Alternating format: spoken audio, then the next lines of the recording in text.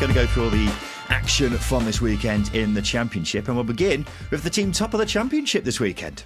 It's Sunderland. They've won 3 from 3 after beating Burnley 1-0. 3-word reviews from Sunderland fans. Elizabeth on the Patreon says dazzling new era. Ralph says remain Clark Mundell. SCH says Lebris Gegenpress. And Alan says it's Mundell time. For Burnley, Muad says destroying our squad. Kurt says transfer window shitter. Before we start, I've got to say I completely lost my head at Sunderland's in-house commentator calling this a 6-pointer before the game. Just a reminder, 3rd game of the season, something I felt compelled to bring up, and I don't want to discuss any further, Justin. But what a result for Sunderland, and considering Burnley's 100% start to the season, anyone who didn't watch this game might be surprised to hear that it was a very comfortable win. It was as comfortable a win as you can get. With 1-0 with 10 men from a Sunderland perspective, it was such a I wouldn't say an easy game or straightforward game, but it was one where they didn't really face too much opposition, and I think that's down to both Sunderland shutting them out, because the press from Sunderland was consistent and it made it really, really tough for Burnley, and that also allowed them to create some good opportunities as well that they were unable to turn into goal scoring opportunities. But they defended and managed the game well in the second half as well, despite going down to 10 late in the game. It was a very comfortable win, and one of those wins that sort of makes you go, okay, you're cooking a little bit here. I'm interested, Sunderland. Yeah, I'm enjoying what they're cooking. It smells great. It's got to be said, Burnley had an XG of 0.12 in this game. The only team who have had a lower XG so far this season was Plymouth against QPR, and they were down to 9 men in that game. And as you say, Sunderland, even though they had a man sent off late on, didn't change anything. And we will get onto Burnley shortly because there may be reasons behind their poor showing here. But ultimately, it was really comfortable for Regis Lebris' side. And the only disappointment will be that they lost Dan Neil to suspension. But look, Sunderland could have struggled here after losing Jack Clarke just hours before, because he's gone to Ipswich now. But it meant a chance for 21-year-old Romain Mundell to step up. And boy, did he step up, Justin. Yep, someone needed to step up, and he did. He's still quite a raw and experienced player. He's not played too many games. Obviously, came in from last season from Standard Liège, where he saw some minutes in Belgium. But in this game here, he was confident. He wanted to run at defenders. He wanted to see the ball. And actually, what impressed me the most, I know he took his goal brilliantly. Well, his goal was fantastic, actually. But his work rate off the ball deserves a mention here, because he was brilliantly buying into that system that Lebris is instilling at the Stadium of Light. And I think, you need to shout about that, because if you can get wide players buying into that very early on in your tenure, then things are looking up. Not getting carried away, but as I say, it's a hard thing to do, especially young players as well. So, full credit to Lebris for doing that, but full credit to Mundell for stepping up in very, very big shoes. Very big shoes in Jack Clarke's absence. Like clown shoes, really, aren't they? That's how big those shoes are. It is amazing how Sunderland have just been like, oh, we've lost our best player, have we? Well, we'll just replace him with this other talented young lad who's been wandering around the training ground for the past few months.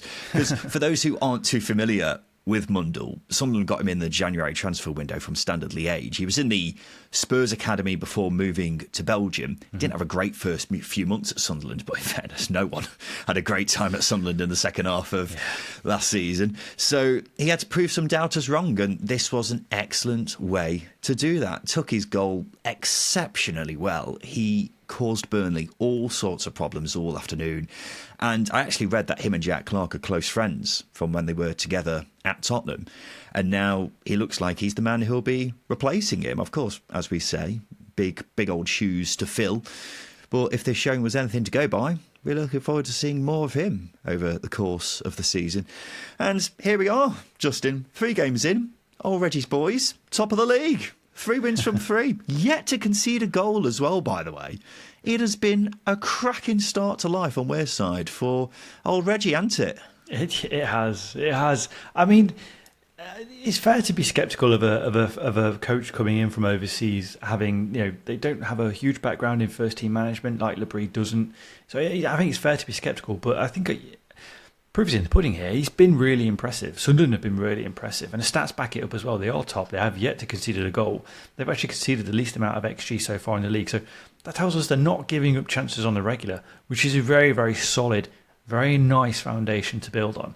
And as I say, you're getting young players to buy into your philosophy, which is working hard off the ball, it's pressing teams high, turning possession over, and allowing your quality to do the talking. Yes, as I say, still very early stages, but if you can do that in a short time, in the summer, after a couple of international breaks, a few games, form, confidence going up, then you should expect a little bit more, or you should be excited to expect a little bit more coming from this team this season. Yeah, well, it's fascinating how they've hit the ground running, because I can think of so many examples of teams who play the way that Sunderland are playing now under Lebris and have struggled to get used to the kind of press that he's trying to implement. I can think of a certain team in Manchester, for example, who have really struggled with that. And it is only 3 games, so it'd be ridiculous to get carried away. But I was always surprised by how many people I saw who were predicting Sunderland to finish in the bottom half of the table this season. Despite everything that had gone on last season, there's a lot of bloody talent in that side. Mm-hmm. Even when you take out someone as good as Jack Clarke, it just needed a manager in charge whose surname wasn't Beale or Dodds. And then you're just talking then, Justin, yet to concede a goal, lowest XG in the league against. Another player they've missed so far is Dan Ballard, who's one of the best centre-backs in the league. Yeah. That's astonishing, isn't it? So it's been an amazing start, and the optimism levels in Sunderland have been completely turned on their heads. And I'm sure they will go through tricky stages this season. They'll definitely still need to get a striker in before the window closes, and probably another winger now that Jack Clarke's gone. But they've been by far the team I've been most impressed by in the Championship this season so far. Do you agree, Justin? I think so, yeah. As I say, that turnaround from them being a literal disaster at the end of last season, they've had the Jack Clarke situation, I won't say hanging over him all summer, but it's been more likely that he's going to go than he's going to stay. So they've had to cope with that throughout the summer, but Clarke still stepped up when he's needed to. And in addition to that, Lebris come in from overseas, new coach, new style of play, new philosophy, young players, young squad, and they're doing the business. It's hard not to be impressed by that. So, 2 thumbs up from me on Lebris and Sunderland start. As I say, got to carry it on, but exciting times, hopefully at the Stadium of Light. Justin, we need to agree on how we're pronouncing Lebris or Lebris now. I've been saying Lebris, you've been saying Lebris. Sky was saying Lebris the other day, so I'm happy to go with what they've been going with. I know that the Premier League recently released their the players saying their names, like Bruno Fernandes. And it depends how, it depends how much of a hipster you are, doesn't it? It depends how much of a hipster you are. If you want to say Bruno Fernandes, you say Bruno Fernandes. If you want to say Reggie Labrie, you say, that's brilliant. Yeah, I can't say it in a French accent. That was beautiful. I like that. Yeah. But yes, I think we need to stick to Lebris. Okay, Reginald Lebris. Reginald Lebris. Whatever. We'll stick with Lebris if that's all right from now on. We were talking about Jack Clarke a second ago. I did notice his agent, which is the former Leeds left back Ian Hart. God, he was getting a lot of stick on social media. He is not the most popular person in Sunderland right now. He got a lot of stick on Twitter over the weekend, so maybe he needs to stay clear of Sunderland for a while. Let's go to Burnley, Justin. Of course, their 100% start, which they had heading into this, has come to a pretty shuddering halt here. Scott Parker admitted after the game he was bitterly disappointed with the result. But it starts to make a lot more sense when you take into account the utter carnage going on behind the scenes, because everyone seems to be leaving. 14 players were unavailable for Burnley in this game, mainly because of transfer links. I'm not sure I've ever seen a mass exodus like it, particularly just days before the transfer window is closing, Justin. Yeah, I don't think I've ever seen things escalate as quickly as they have at Burnley. Don't get me wrong, the Leeds situation last summer was quite unprecedented, but Burnley almost had a full squad of 37 players 2 weeks ago against Luton, and now they're down to bare... like 2 squads, really, isn't it? Yeah, 2 squads. And now they're down to bare bones. It is crazy how many players have left or are on the verge of leaving over the past just few days. It's quite bonkers, really. You can argue to some extent then that maybe this has been known. They've come down from the Premier League. There's been links with quite a few players all summer, like Dara O'Shea, for example. But at the same time, for it to be this late is quite bonkers. I know football's quite a linear, fluid game, if you like, especially behind the scenes with transfers. But at the same time, for it all to happen now, I'm not going to have a go at the owners. I don't think that's necessary yet. But let's see what they do in the final few days of the window. But at some point, you've got to say no, right? You have to say no as an owner. We need a squad. We need a functioning squad.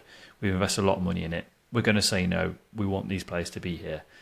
So maybe some figures need to be pointed upstairs. But at the same time, it's almost unavoidable when you're a championship club. Yeah, well, by my account, 9 of the players who Burnley had in their 20-man squad against Luton on the opening weekend have either now gone or are looking likely to leave before the transfer window closes on Friday. And look, we've joked a lot about Burnley having 1 million players, but all of a sudden they're having problems with depth. They had 2 goalkeepers and 3 youngsters on the bench against Sunderland, and they ended up putting Luke McNally, a defender, up front for the end of the game. And I have seen a lot of anger aimed at the owners for, I quote, asset stripping, but I don't think that's the case. Because what I think is happening here is you've got loads of players who are seeing their mates get big moves back into the Premier League, and they're sat around thinking, shit, we've got a week left of the transfer window. I want to be playing in the Premier League as well. And so they're all trying to get moves away at the same time. And I tell you what, we give him a lot of stick, Justin, but I feel for Scott Parker here because it's a bit of a shit situation he's been put in all of a sudden, isn't it? It is. He looked a beaten man in his press conference, didn't he? I just feel for him, and I think this is I want to assess Scott Parker based on what he's got available to him, and he didn't have a lot available to him. The performance was really poor. You cannot, I think, even with the players they had available, can you create more than what they did? I think you should be coming away from a game wanting a little bit more than that. That's absolutely fair, but at the same time, you'd expect that all of this going on behind the scenes will disrupt training. It will impact match days. It will impact player mindset. So it's going to have an impact. But I think with Scott Parker, I think maybe the advice I would give to him, because of all the management experience I've had in the professional game, I would say try not to show it as much in your post-match press conference. Maybe put up a bit of a wall.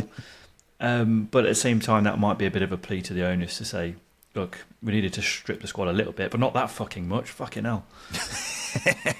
It'd be better if he said that, wouldn't it? Yeah. I'd respect him a lot more if he just came out and said that.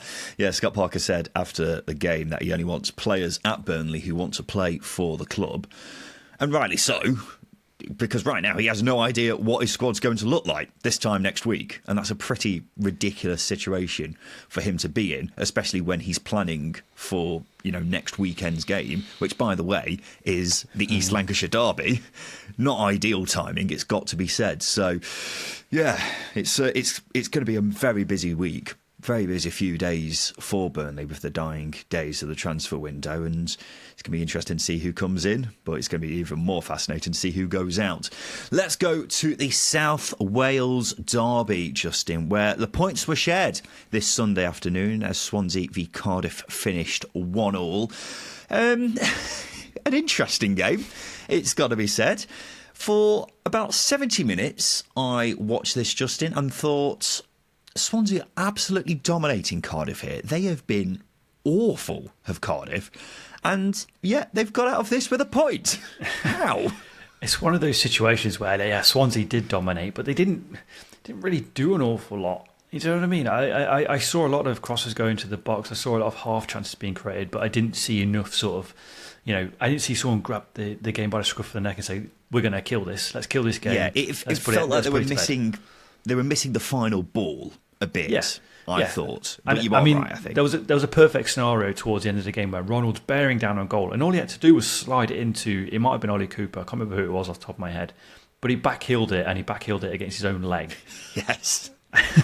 And it's that sort of decision making in a big game like this where right pass and you're one-on-one with Ethan Horthoff, and as you pointed out, he's not the best of goalkeepers in this division, to put it very, very politely. So you take your chances in a one-on-one situation with him. And as you say, it was just decision-making like that that's probably let Swansea down in this game. But Cardiff do have quality players. Ruben Colwell came on and changed the game. And Callum Robson's finish was brilliant. So it's a lesson for everyone. Don't take your chances and kill the game. Right, kill the game, take your chances. Yeah. Yeah, you are right. Yeah. considering Swansea dominated it for so long, they really should have killed the game off, and you are right, but the decision-making really did let them down. There was one moment where Gonzalo Franco is about 20 yards out, and he's about to pull his leg back for a shot, but Ronald is free. He is so free. It's unbelievable. But Franco just has the shot, and it is quite easily dealt with by Horvath in the goal. But yeah, I think Swansea will be absolutely kicking themselves for not getting all 3 points here. And a massive 3 points it would have been as well, because they've had a decent start to the season. Cardiff have been pretty down on their luck, having not scored a goal yet heading into this game, and been tonked 5-0 by Burnley last weekend. And for 70, 75 minutes, it didn't look like Cardiff had any hope of getting anything from the game, because they were so loose with their passing. They were just giving the ball back to Swansea all the time, and Swansea looked so comfortable. They were playing these nice little neat triangles and just keeping the ball really well. And then Cardiff bring on a few subs, and that completely changed the game. I'm not sure why Callum Robinson isn't starting more. Just in his form in pre-season has been spectacular for Cardiff, yet doesn't seem to start a game really. And I think questions will be asked now by Cardiff fans, why didn't these guys start? Because up until that point, they were shocking. Yeah, it's probably a little bit of trust from Bullock in both Robinson and Colwell, who struggled to really nail down a first-team place last season under him. So it's probably a little bit of that. But if they have an impact in the biggest game of the season for Cardiff, away at Swansea, it's a huge game of that magnitude. They come on and change the game the way they did, then that does a lot of convincing for Bullock to chuck him in the next game and see what they can do and see what they can cook up. Because there were times where I thought Aaron Ramsey was pretty... I thought he was shocking, Justin. Yeah, passenger-esque. Yeah. Considering it's Aaron Ramsey we're talking about, I thought he was probably the worst player on the pitch. Yeah, maybe.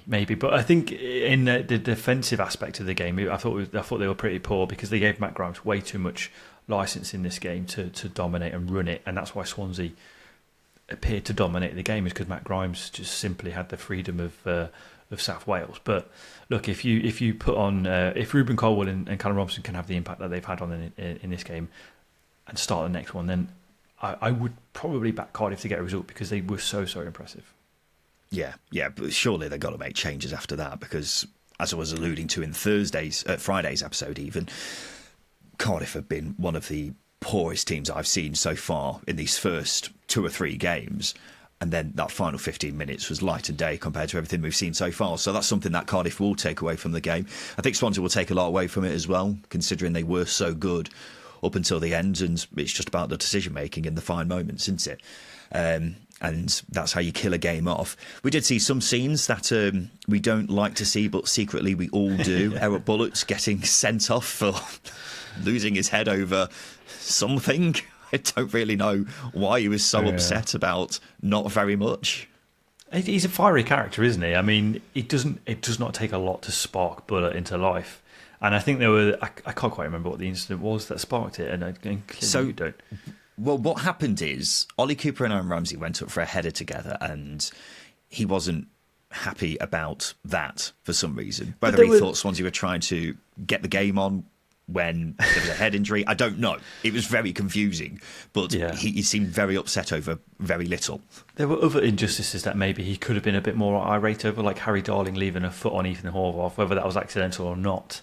When Horvath dropped to the floor and Darling sort of left his foot there a little bit. There's a little bit of suspect, but there was lots of scenes. I think it was a typical South Wales derby. At the end, it was sort of it petered into a little bit of a agginess, which is it's always good to see, but a spark in it. Yeah. As I say, scenes we don't like to see, but actually we all do. You're right, there was a bit of a argy-bargy towards the end as well between Perry NG and Harry Darling. Harry Darling really instigated a lot of things in this game. He got fouled so many times and just seemed to be at the centre of every single flashpoint in this game. But as far as derbies go, this was great. Great entertainment on a Sunday afternoon. Well done to both these teams. Let's move on, Justin, to the team who are second from bottom after 3 games. It's Luton Town. They've won just 1 point so far after losing 1-0 away at Preston. 3-word review from Daniel, who's a Luton fan. Not very good. But it's got to be said, a great first win, Justin, for Paul Heckingbottom.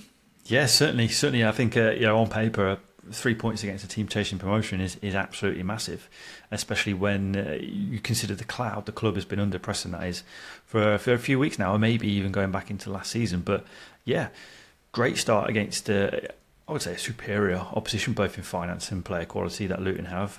But I think what we saw is the mentality that Heckingbottom is wanting to drop in. I think his message has got across this week. He wanted that team to dig in, work hard, and make it uncomfortable for Luton, and that was all evident in this game.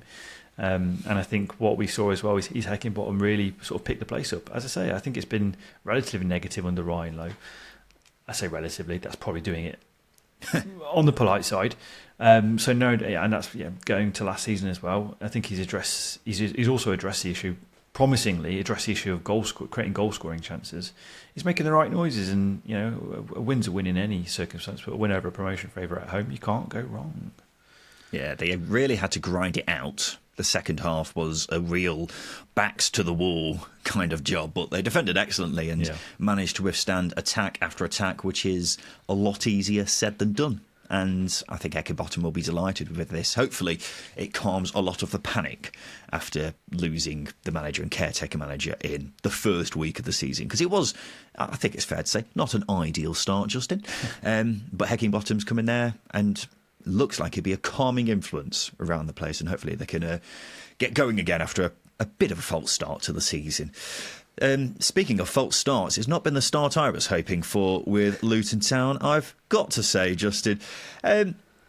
What did you think of them here? It's really hard when a team creates as many chances as Luton do and they don't find a way through. You've got to firstly applaud the opposition for putting everything on the line to stop that, because there was so many quality last-ditch blocks from Preston. And again, it's credit to Paul Heckingbottom for getting that message across. But I think the thing that irritates me most about this start from Luton is, if you're going to learn anything from being relegated from the Premier League, it's your mistakes are going to get punished. And if you don't take your chances, you're going to get punished. And we've seen that with the first 3 games with Luton, is their mistakes are getting punished and they're not taking chances and they're getting punished. It's frustrating that a team coming down from the top flight is experiencing that again, once again in the Championship. Can't feel sorry for yourself, and there's expectation on you, so there's no hiding here, Luton. You've got to do better. Okay, I'm not sure I agree. I think in fairness, they have been very unlucky, because this game against Preston, they were by far the better team, and they'll just be bemused how they didn't get something from this game. Against Portsmouth, they were let down by a moment of madness from Thomas Kaminski in goal, or 2 moments of madness, really, I suppose. And then they played a Burnley team on the opening day, which will be a completely different Burnley team that everyone else will have to play this season.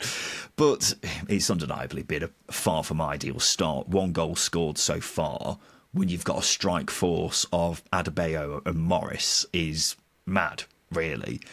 However, the starting 11, which started against Preston, is very strong. If they have that 11 most weeks in the division this season, they will win a lot of games. They've signed a new midfielder this week, Tom Kraus from Mainz in Germany, who looks a good player based off what I've read about him. And I think they definitely need 2 or 3 additions before the window closes, but I'm keeping the faith with Luton, Justin. I'm trusting the process. You have to trust the process. You have to keep the faith, because you've put a lot in that basket, haven't you, of Luton going up. But this is where I think you have to be a little bit critical, because I know luck's a thing in football, and it's very easy to talk about luck in football. But if you're missing the chances that Luton are missing, I mean, you're creating them, that's a positive. But if you're missing them, then you do have to point the finger a little bit. And if you're making the mistakes that Luton are making, at times defensively as well, and the goals that they're conceding can be avoided, then again you have to be a little bit critical. Not necessarily at Rob Edwards, but mainly at the players on the pitch. At the same time, it's clearly not a settled squad. There are additions coming in, and they've had to deal with a couple of big players going out as well, like Ross Barkley, for example. But as I say, I think you can be a little bit critical, just a little bit, Ryan, just a little bit. I've been critical. Yeah, but say it like you mean it. Well, 1 goal scored so far when you've got as much talent in this team as Luton have is just not good enough. I think that goes without saying, really. That's all I want to hear. I said it. I said that 5 seconds ago. No. You were too nice about it. And I think that's just a little bit of the Rob Edwards and his beautiful eyes just telling you, Ryan, don't be too harsh on us. It's not too difficult to get lost in his beautiful eyes, let's be honest. That is a factor whenever I think of Luton and Rob Edwards. But I think they will come for Luton. They were so unlucky against Preston, and Preston did do a bit of a shithouse job on them. Give them full credit. 3 points is 3 points, and it's a fantastic 3 points. I think the results will come for Luton. I'm not too worried, considering they have only got 1 point and 1 goal to their name so far. I could be more worried, considering how it looks on paper. Just before we have a quick break, Justin, it's now time for us to check how our second tier multiple with SBK got on, which included our game of the week, as well as Justin and I's 2 bankers from Friday. We had Swansea and Middlesbrough to win, Sheffield Wednesday double chance. Bugger. Not great, but we will be back with another multiple in this coming Friday's preview show with SBK. We had our two first weeks. We did pretty well. This is a bit of a setback, but like Luton, it will come. It will come, people. Keep the faith in the process. So Sunderland are top of the league after the first 3 games of the season. The only other team to have won all 3 games so far is Watford. It's after they beat Derby 2-1. 3-word reviews from Watford fans. Rob says comfortable despite setback. Ben says slowly building something. It's the first time Watford have won their first 3 league games in a season in the second tier since the 1998-99 season under Graham Taylor, where they won promotion to the Premier League. What an unbelievable start by Tommy Cleves, Peachy. It's been incredible. I think Tom Cleves deserves, it goes without saying, he deserves an immense amount of credit because of the circumstances he's had to deal with. But no, not only that, if you can get Moussa Sissoko scoring and Vikun Bayo scoring scissor kicks, you're doing something very, very right. But as I say, you have to praise the job he's doing because he's operating in very difficult circumstances. Very, very difficult circumstances. The ownership issues still exist despite results being good. The squad still needs players adding to it despite the positive results. We're in August. We can temper those expectations for the duration of the season while praising the start that Tom Cleverley has got going there at Vicarage Road. It's why I rate him highly. Yeah, brilliant start. I will just make sure we absolutely clarify this to the max. That wasn't a scissors kick, Justin. That was a bicycle kick. Bicycle kick now. Come on. No. His legs acted like a pair of scissors. No. This is the difference. Wrong. This is the difference. Paolo Di Canio against Wimbledon, that's a scissors kick. This is a bicycle kick because it's sideways. Overhead kick for Why is a bicycle kick sideways? Sinclair for QPR. You don't ride a bicycle sideways. What do you think a bicycle kick is? I don't know. I feel like there's 3 definitions there that are very, very loose. I think it's a scissor kick. It's not loose at all. I don't think it's a bicycle kick. I think it's a scissor kick. No, that's the dictionary definition of a bicycle kick, what Bayo did here. I'm going to disagree openly here. I think he scissor kicked it. I think it's a sideways scissor kick. You are so wrong. It's embarrassing. But it was a beautiful goal. It's got to be said. A great finish by Bayo. And yeah, Tom Cleverley, wow.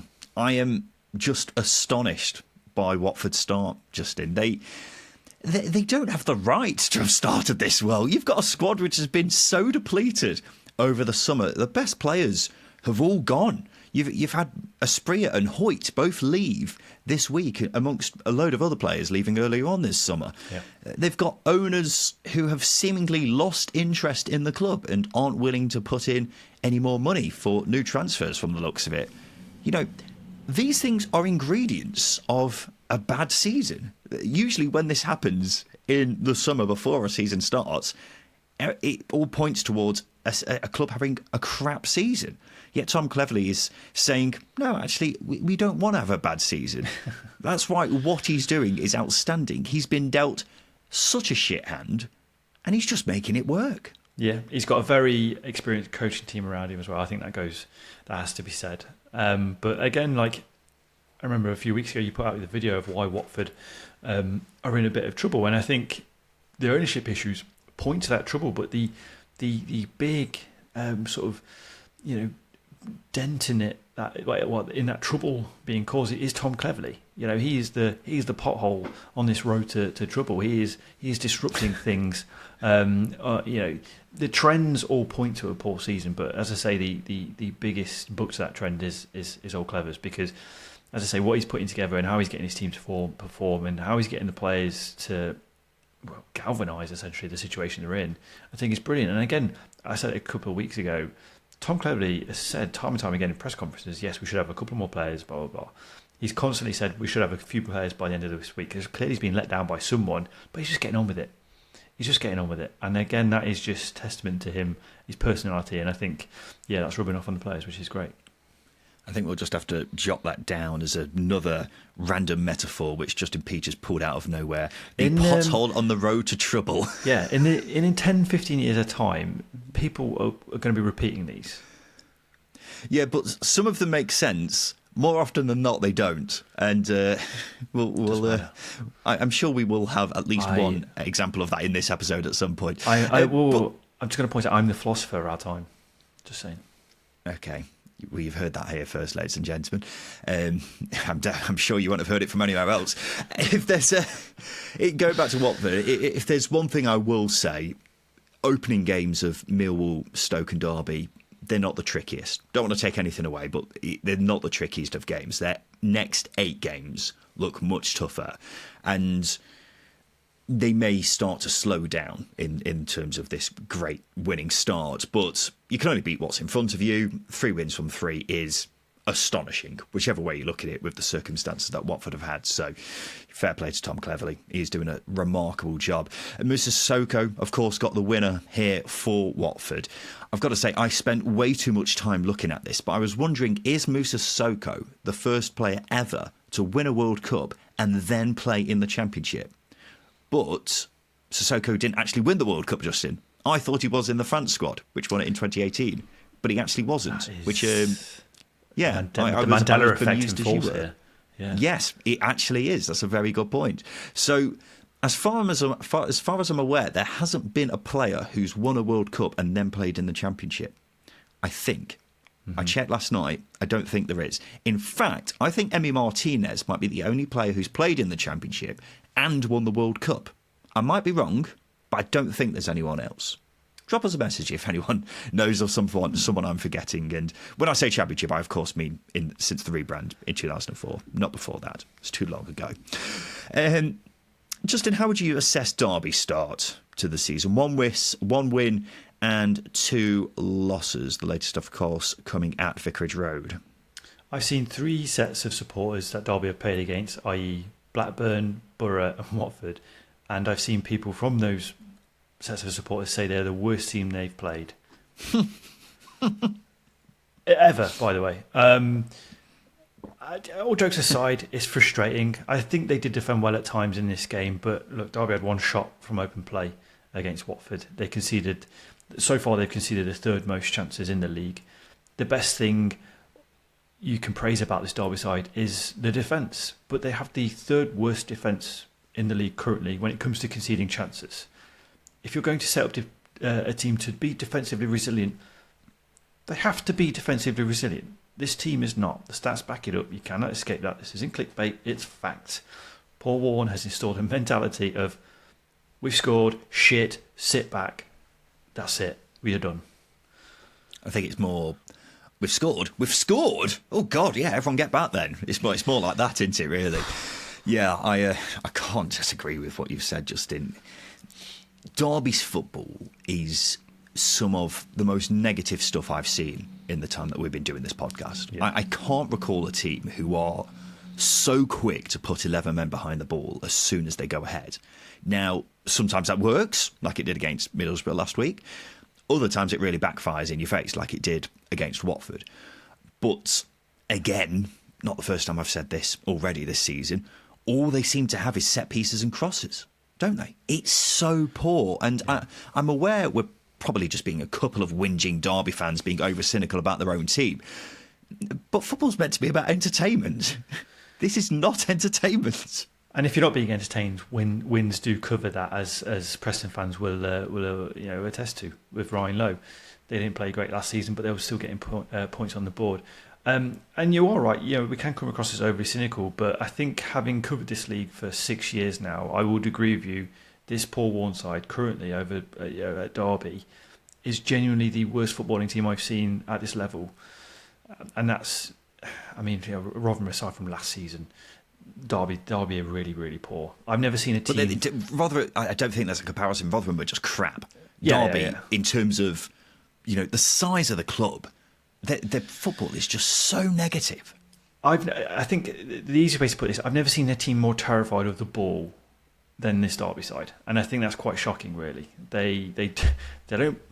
There's not a lot of passing going on. I know it's very vague to say, but it generally isn't. It is literally, if we score, we're not going to see the ball. We're going to put 11 players behind the ball. It's not good enough. It's not good enough to get results at this level. Might get you 1 or 2 wins here and there, as we saw last weekend against Middlesbrough. But over a 46-game season, you can't rely on luck and good fortune to see you through. It just doesn't work. Yeah. Not good. Not good at all, Justin. This might be something that cheers you up, though. When I was watching this game, I learnt that Derby's Ryan Nyambe has never scored a goal. How about that? This is probably the most craziest thing, though. He's 13 games away from being the player who's played the most games in Championship history without ever scoring a goal, which is quite amazing, isn't it? Well, Justin, think of this way. Who's the first player you think of when you think of someone who went ages without ever scoring a goal? Yeah, the first one is Lloyd Doyley. There was T-shirts made. Exactly. It's Lloyd Doyley. Everyone thinks of Lloyd Doyley. He took 269 career appearances to score his first goal. Nyambe's on 258. So he's not far behind. He's at Lloyd Doyley levels. In fact, I'm actually wrong. He's got 14 caps for Namibia. Never scored for Namibia either. So actually, he's on 272 games in his career where he's never scored. He's played more games than Lloyd Doyley at this stage. It's remarkable. Yeah, that's crazy. He's a great defender. I do rate Ryan Nyambe defensively. I mean, his offensive output leaves a lot to be desired. But to go that long without experiencing the feeling, the jubilation, the rush of adrenaline you get when you score a goal, is quite astonishing and almost, I wouldn't say sad because it's not sad. It's just, I want that for him. I want it. I want him to score. Yeah. All I'm saying is I've all of a sudden never wanted anything to happen more than Ryan Nyambe to score. However, we may be waiting a while for that because I've just checked. The most shots he's had in a single season is 6. So even if you see a Ryan Nyambe shot, it's quite a rare feat. It's going to happen where he's going to score a screamer and he's going to score a screamer the next week. And then maybe the week after, and then that's 100%. 100%. It's going to be like bloody London buses, isn't it? But yeah, I'm now desperate for him to score a goal because playing nearly 300 games in your career without a goal is just remarkable, isn't it? But yeah, just thought I'd bring that to the table. It was just something fun that I spotted last night. Let's go to Friday night. Leeds cruised past Sheffield Wednesday at Hillsborough 2-0. It finished in that game. 3 road reviews for Leeds. Mr. Duke says men against boys. Craig says Matteo Joseph masterclass. Elliot says winning the league. I wouldn't say it was Leeds at top gear, Justin, but this was more like it from them, wasn't it? I thought there was elements of Leeds where we probably did see a top gear Leeds, but it was just elements. As far as a full performance they'd expect from this side under Daniel Farke, it wasn't. But there was some brilliant play. I mean, the build-up play for the first goal was magic. It was beautiful to watch. It was brilliant. It was what you expect this Leeds team to really get onto. And then we talk about Matteo Joseph, he was brilliant, but. Yeah, I think this is a nice step in the right direction for Leeds. I know they sort of drew against West Brom and they didn't really create anything, but West Brom did do very well to shut them down and arguably should have taken 3 points against Portsmouth. So take that into consideration. 4 points and a couple of decent performances. I think the first 3 games it's probably a good start from Leeds. It's just back that up with a few more signings and play like that. Yeah, this is very promising. I particularly enjoyed the man in the Leeds end who celebrated their second goal with a half-eaten pie in his hand. Even started falling over, but was protecting the pie at all costs. It's a very northern stereotype, isn't it? For not only that guy to have a pie, but also to protect it like it was, a little bird, a little injured bird. Other than him squeezing it really hard, he did his very best not to drop it, and I think that was so poetically beautiful. I think, yeah. Goes beyond. It's good goes stuff. beyond words. It was good stuff. It was my highlight of the whole evening. Possibly even the whole weekend, actually. We've got to say, it was a great finish by Dan James for that goal, but an even better pass by Matteo Joseph, who technically got an assist for the first goal as well, but was wiped out in the process by a Wednesday defender. He was excellent, though, wasn't he, Justin? And it's a shame, really, that he didn't get a goal to really round off the performance.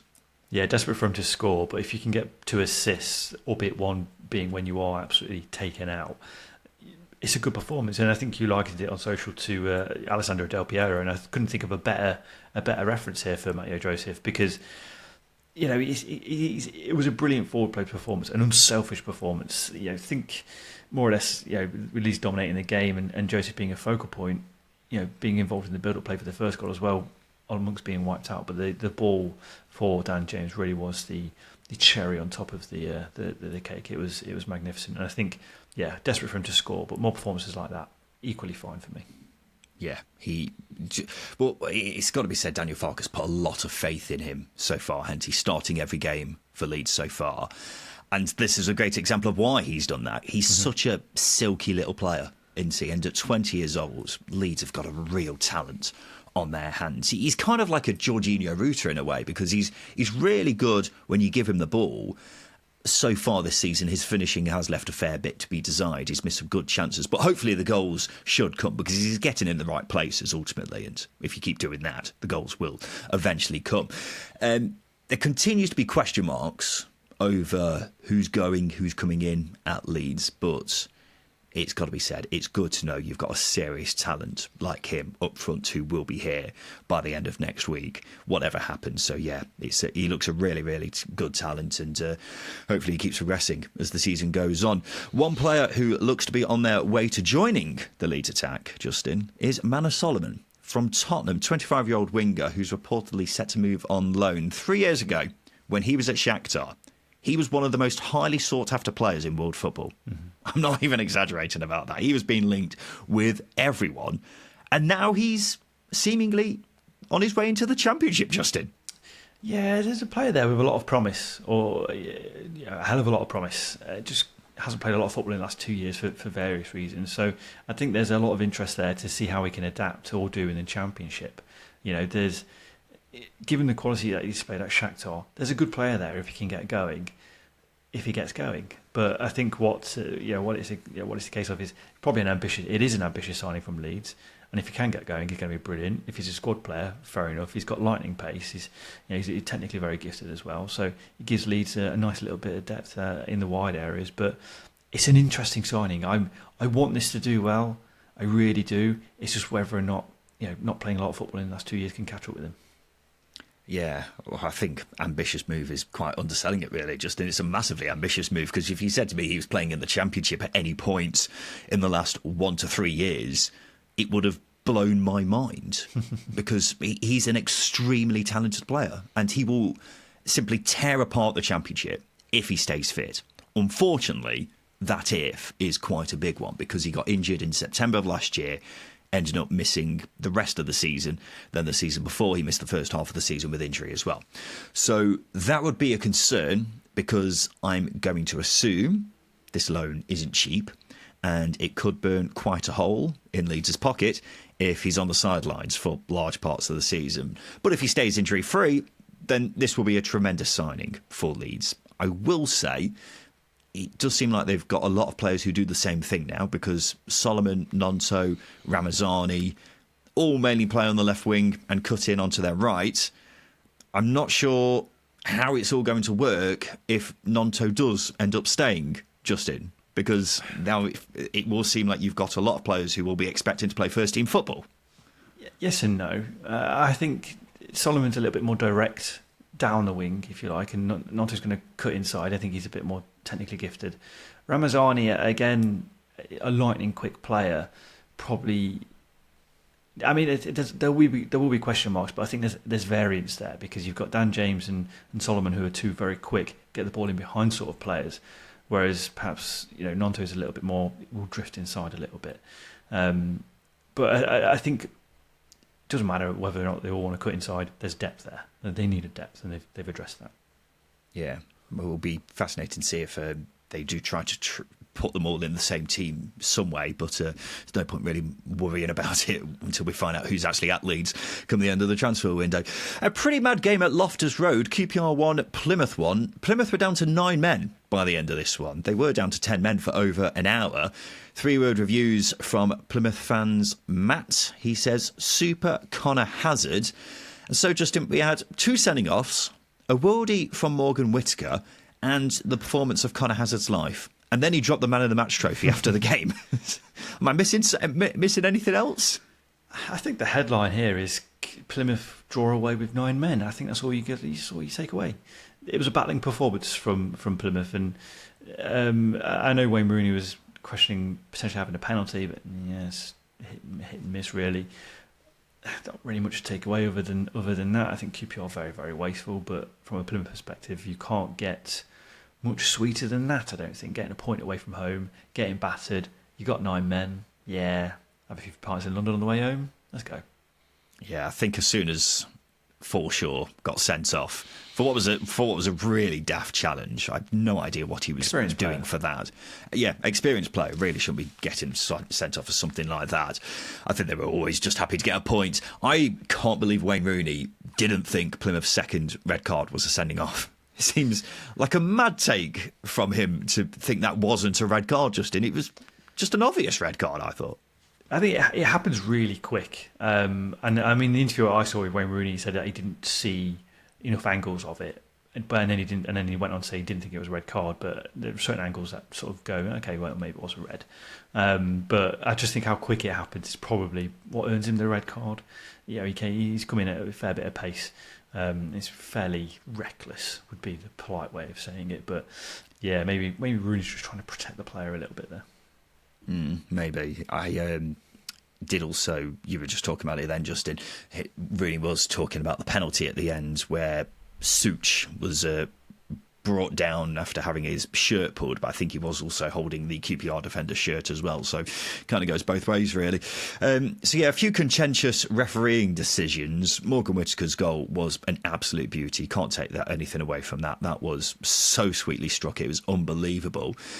But I think the headline from this game is QPR will be wondering what on earth Connor Hazard had in his Weetabix that morning, because he's pretty much the only reason they didn't get 3 points here, because QPR played pretty well. We're knocking on the door for a long time. We're just kept out by a goalkeeper having the game of his life. I thought Dembele had a good game for QPR. He looks like we were giving that signing big praise anyway, weren't we? And this is certainly an exciting start to his QPR career, but yeah, they'll be disappointed they couldn't get the extra 2 points on top of the one that they got. The final game we'll discuss is Norwich City 1, Sheffield United 1. Not the greatest of games, but it does mean Sheffield United's unbeaten start to the season continues. Ollie Arblaster got the goal for the Blades, a very well taken one as well. And he's someone who's attracting a lot of interest, isn't he, Justin? Understandably so, because he looks like a terrific player. He does. He really does. He's taken the season really well. I will add that I don't know whether it's just agents doing their thing, but every time you see a young player sort of hit 20 and they're doing well in the Championship, first club that's linked with them is Brentford. And I don't know whether to just take that with a pinch of salt or not, but I think it's credit to Arblaster actually starting the season brilliantly. I know he's had a couple of loan spells in League One where he's performed very, very well, and he's stepping up to the Championship brilliantly. And I think Sheffield United, really good track record with bringing youngsters through from their academy, and I think Arblaster is just another example of that. Yeah, he's a local lad, been wearing the captain's armband recently, despite only being 20. I like him a lot. I think he's a really classy player, and I hope Sheffield United keep hold of him, because I would like to see him develop in the Championship as opposed to being a squad player in the Premier League. I think that goes without saying. But it seems like he is a man in demand, and it's going to be a nervy few days for Sheffield United keeping a hold of him. I mean, it looks like it's going to be a nervy few days anyway, because Sheffield United seem to be linked with everyone, Justin, and are also clinging on to a few players that they want to keep a hold of themselves, aren't they? Yeah. This is going to be the case with a lot of teams, especially if they've just come down from the Premier League. You're going to get players on high contracts that teams will want to move on. You're going to get players on high contracts that teams don't want to move on.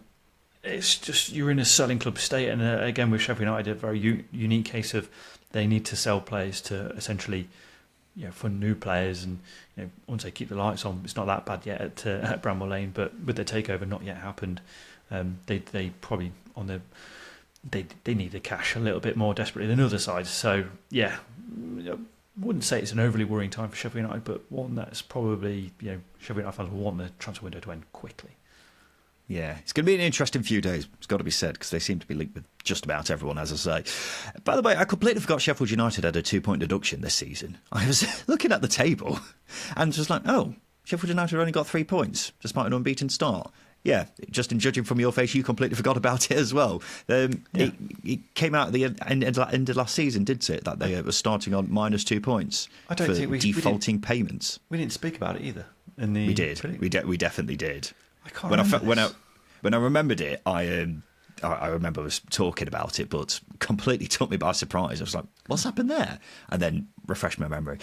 But yeah, a bit of a random, just one that everyone seems to have forgotten about. Justin, where were we yesterday? We were up north. We were up north in Blackburn. Yeah, we were into Blackburn at Ewood Park, weren't we? And the reason for that was because we were doing a special At The Match episode of Blackburn v Oxford. Got to be said, had a really nice time. Everyone was really friendly, and it was great to chat to some listeners of the show as well. And we'll be covering that game in depth when that episode comes out this coming week. However, it would be remiss of us not to talk about that goal in this episode. We simply have to, Justin. Mark Harris on the volley, 30 yards out. I can't believe still we saw it in person, Justin. Yeah, it's one of those where you you remember where you were. I mean, we were at the ground, so obviously we will. But oh my God, we didn't have I don't think we had the best view of it. We had this next best view of it. If you're behind the goal, you had the best view of it. We were at the side, and we saw Matt Phillips chest it down like a majestic beast, and Mark Harris just go, fuck this, wallop, controlled wallop. I will add, and it just there's a point where it's going up, and I think it's gone over Ainsley Pearce. This is going way over, and I'm pissed off that he's taken the shot rather than bring it down and bring other players into play. And then it just dips and goes into the corner of the goal, and it's just an unreal moment to have witnessed. It really, really was. Just replaying it in my mind, and I'm getting tears, Ryan. I'm getting tears. Yeah, 1 week he's scoring with his Todger, the next week he's scoring a 30-odd wonder goal, and I think that might be goal of the season wrapped up already in August, Justin. It's a phenomenal strike. He's hit it so cleanly. And from the angle we were sat at, I completely disagree with you. I think it just looked destined to go in as soon as he hit it. Really? It was just so flat. And then it just nestles in the top corner. It was an absolute thing of beauty. It's got to be said, it's worth listening to our episode of the trip to Blackburn just to hear our live reaction to that goal, because that will definitely be in there. Just disbelief. It was pure and utter disbelief. Charlie, our producer who we were with, I thought he was having a fit next to me because he just lost his mind for a brief moment. It was a fun day out. Make sure you give that episode a listen, particularly just to hear our reaction to that goal.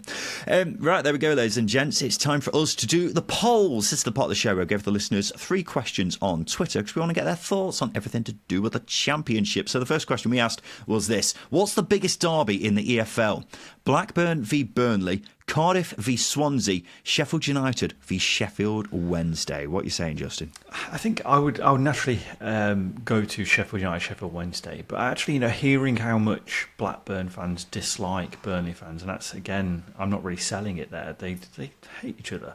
And they talk about each other quite often. I might venture towards that, but I'm going to play it safe. I'll just go Blades Owls. Yeah, I think the Steel City derby. I think that's the one for me as well. 44% of people said the Steel City derby. 38% said the South Wales derby, Cardiff v Swansea. 18% said Blackburn v Burnley. I feel like it is a derby that gets not as much respect as it possibly deserves. I will say that much. Yeah, it's two towns, isn't it? I think that maybe work against it, and because they didn't play each other very often in the 2010s, people may have forgotten about it, or very often at all actually over the last 20 odd years. So people may have just forgotten about it. Maybe. Next question. Should Mark Harris win the Puskas Award for that goal against Blackburn? Yes or no? Go on then. Go on then. We might be biased because we were there, but I just can't. I've watched it so many times. It's such a beautiful goal, and hopefully it gets the recognition that it deserves from FIFA. 64% of people said no, losers. 36% of people said yes. And finally, who's more handsome, Justin or Ryan? Well, naturally, I'm going to say me. I've got to say bias. You've got to vote for yourself in this scenario. I think I've got a lot going my way as opposed to you. What do you think you've got going your way? I've got a fuller hairline than you, for starters. Debatable. I'll come off it. You talk about hairlines an awful lot, which shows you are quite insecure about your state of your body. I'm fully secure in mine. I've got a good moustache as well that gets more compliments than your beard. And I feel like I'm a lot more handsome. I've got CrossFit muscles as well. What do you have? Well, 60% of people said Justin, 40% said Ryan. And I've got to say, considering you do CrossFit pretty much every day of your life, and I drink cans and eat an 11-inch pizza every week, and I've still got 40% of the vote, that's embarrassing for you. Everyone has a type. Ryan. Everyone's, we don't all go for, the CrossFitters like me. Some people like them spongy like you. It's how it is. A dad bod. Not even that, yeah. Just Go unhealthy. on. Just unhealthy. Yeah, it's my lifestyle and I'm proud to live it. But yeah, I'll take 40% of the vote. There we go. I suppose it also means, Justin, out of you and me, I'd be the better goalkeeper of the two, wouldn't I, as well? Yeah, based off what we were saying earlier in the week. There we go. It all comes round eventually.